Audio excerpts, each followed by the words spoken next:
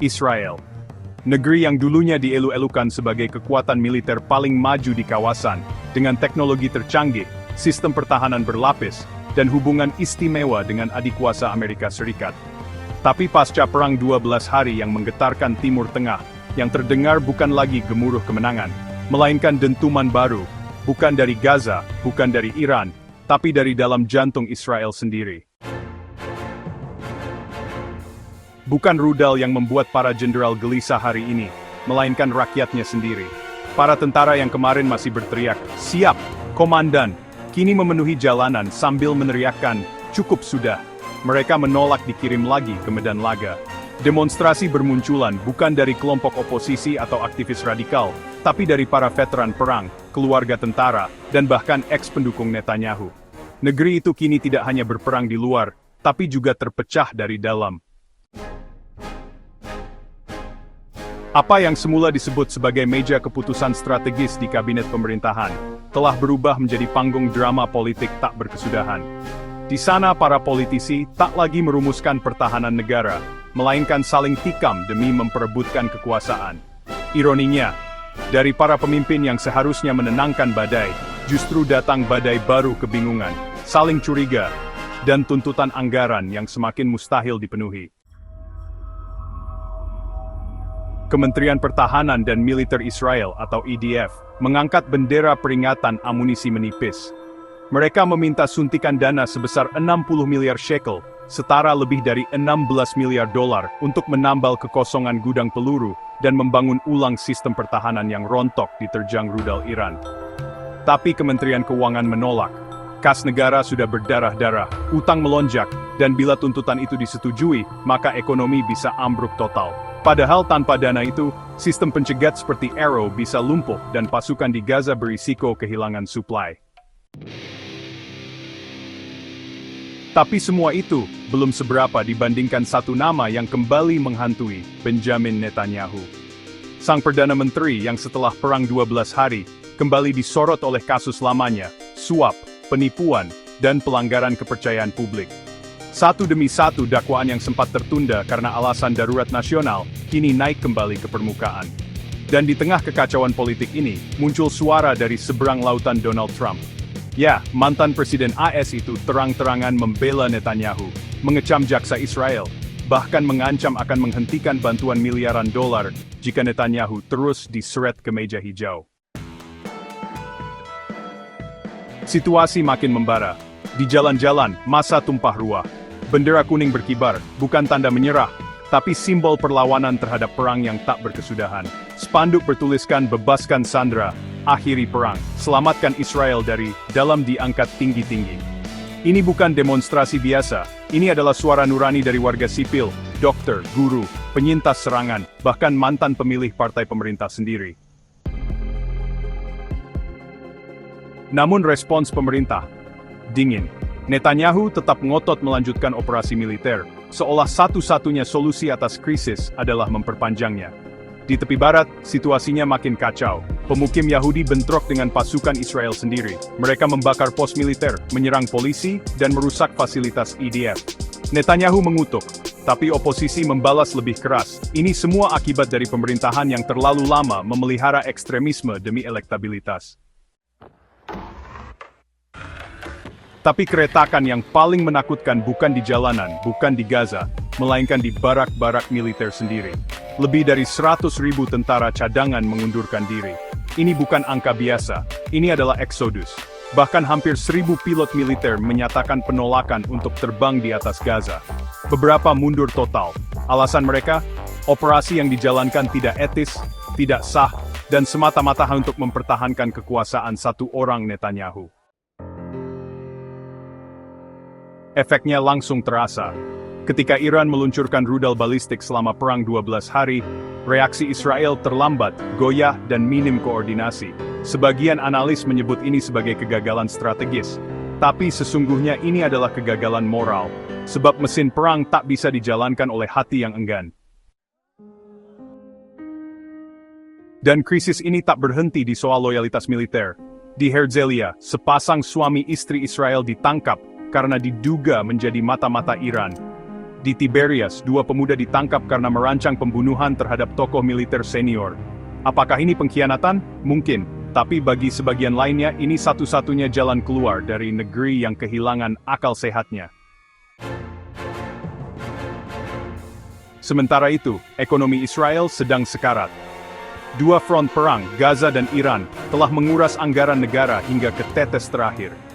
Biaya kerusakan akibat rudal Iran selama 12 hari itu saja diperkirakan 2 kali lipat dari tragedi 7 Oktober 2024. Ditambah dengan pembiayaan perang di Gaza yang menyedot miliaran shekel per minggu. Total kerugian, setidaknya 12 miliar dolar, dan bisa melonjak ke 20 miliar jika tak segera dihentikan. Kementerian Keuangan sudah angkat tangan. Tak ada lagi dana cadangan.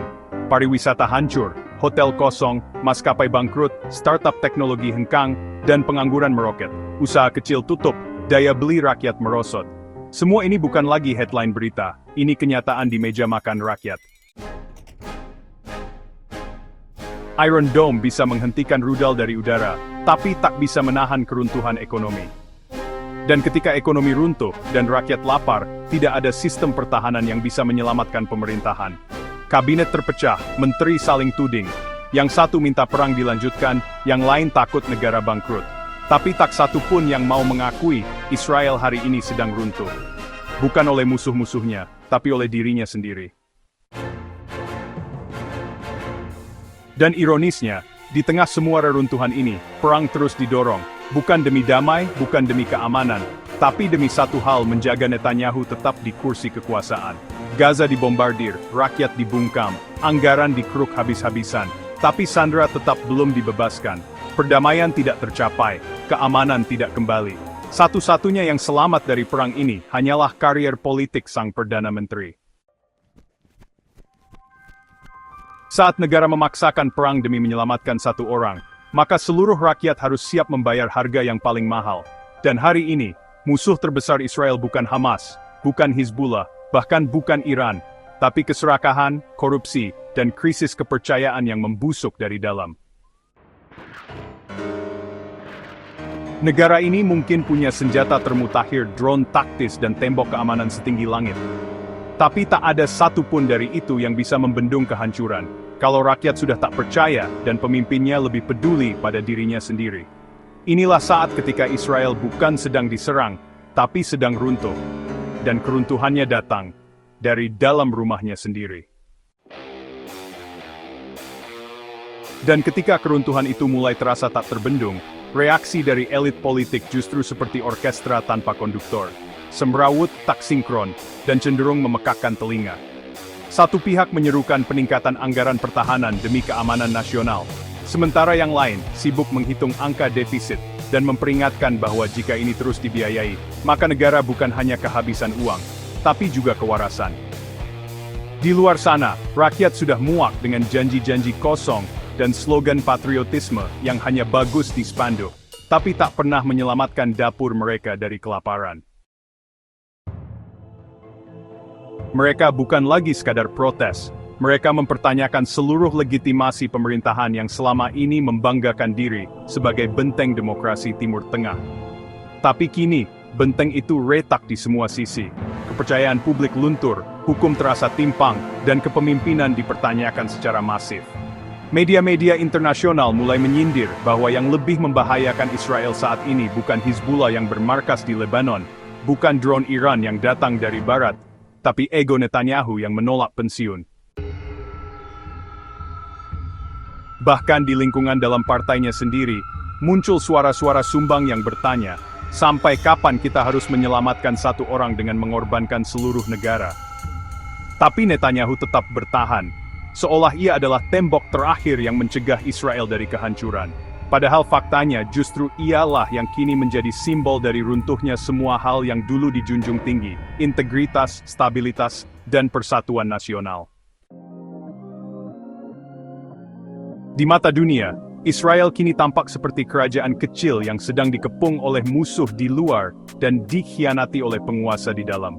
Rakyatnya resah, tentaranya bubar, jalan ekonominya lumpuh, dan pemimpinnya malah sibuk menyelamatkan reputasi politik, sambil menuduh semua kritik sebagai bagian dari konspirasi. Sementara itu, para investor menarik modal perusahaan asing menutup kantor dan dunia mulai berpikir ulang untuk menyebut Israel sebagai mitra strategis yang stabil. Krisis kepercayaan ini tak hanya menghantam kantor pemerintahan dan pangkalan militer, tapi juga sekolah, rumah sakit, dan pasar.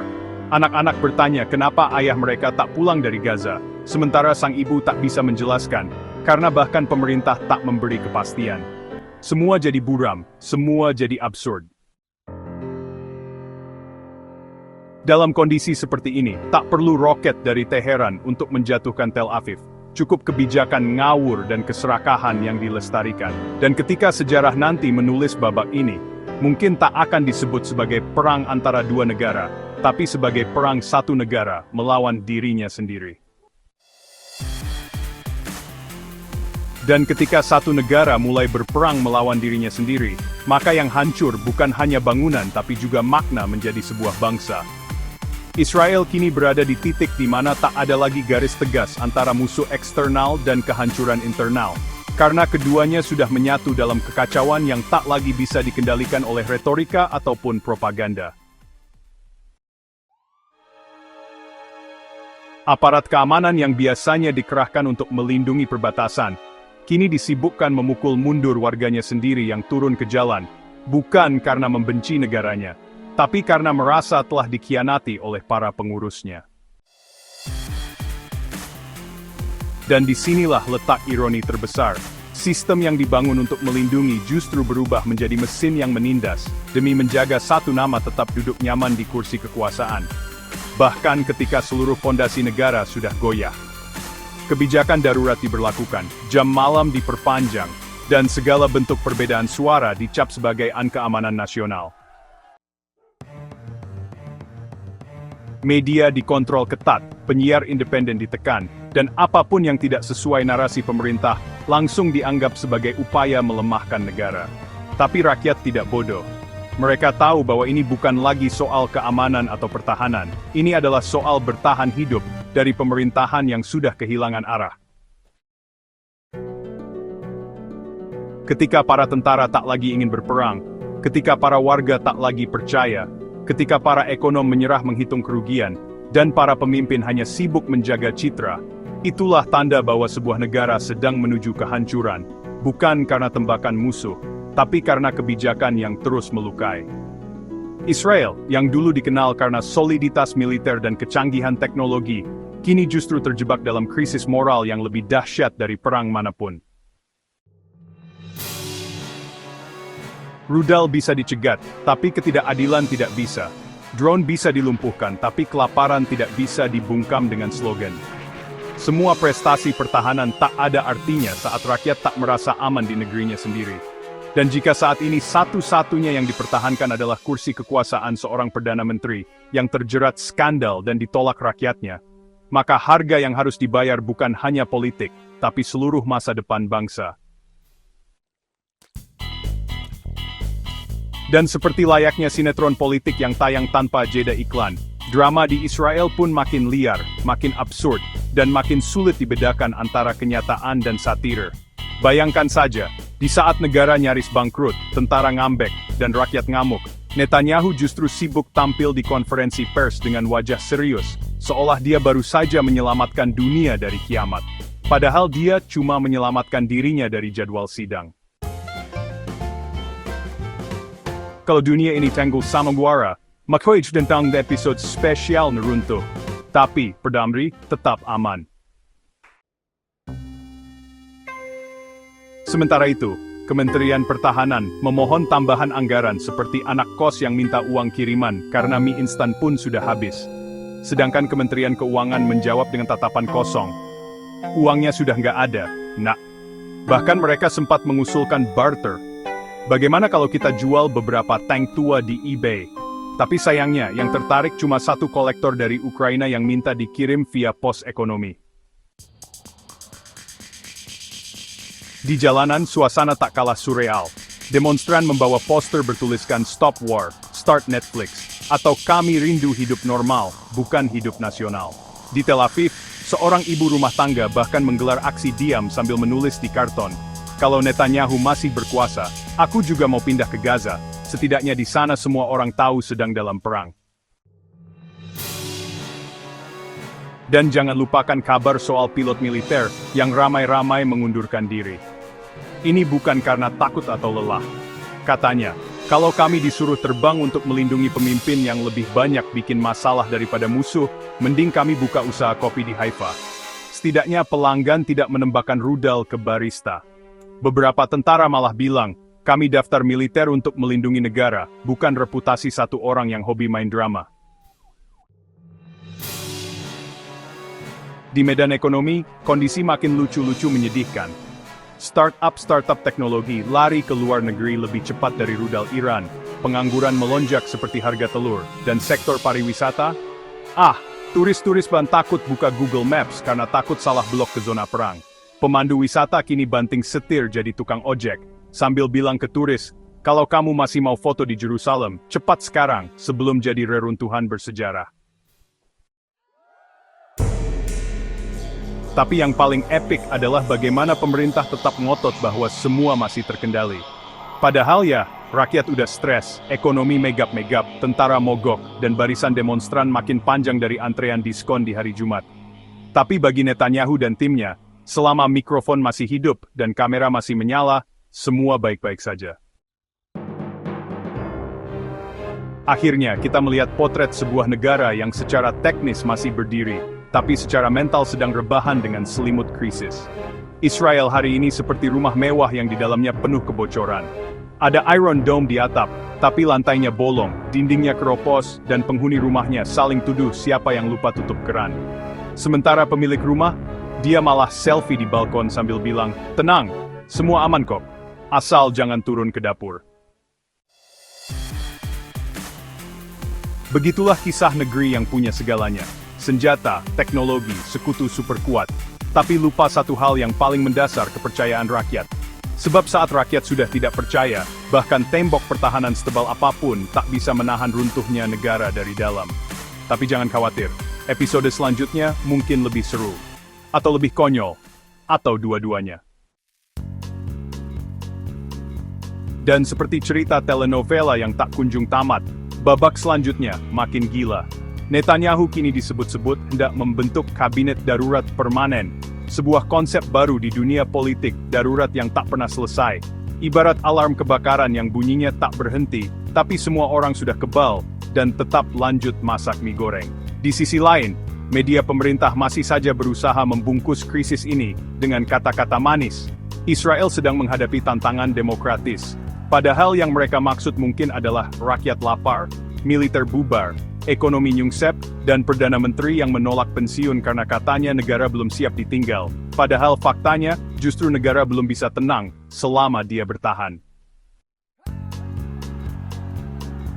Para komentator politik ini lebih mirip stand-up comedian yang tak dibayar, karena setiap wawancara berita berubah jadi sesi roasting massal terhadap kabinet, apalagi setelah muncul wacana menjual pesawat tempur untuk beli telur dan solar. Belum lagi drama baru dari Kementerian Luar Negeri, yang dengan bangga mengatakan kami masih punya sekutu. Tapi yang dimaksud ternyata, cuma grup WhatsApp alumni pelatihan militer bareng NATO, yang sudah 3 tahun tidak aktif. Sementara itu, masyarakat makin kreatif. Ada yang membuat aplikasi bernama Netanya Gun untuk menghitung berapa hari lagi ia bertahan di kursi kekuasaan, meskipun algoritma aplikasinya error karena jawabannya selalu kembali ke angka 0. Bahkan bocah-bocah sekolah mulai bikin lagu rap berjudul Domino Dome yang viral di TikTok. Liriknya, negaraku kuat katanya, tapi susu mahal dan sekolah libur karena demo tentara.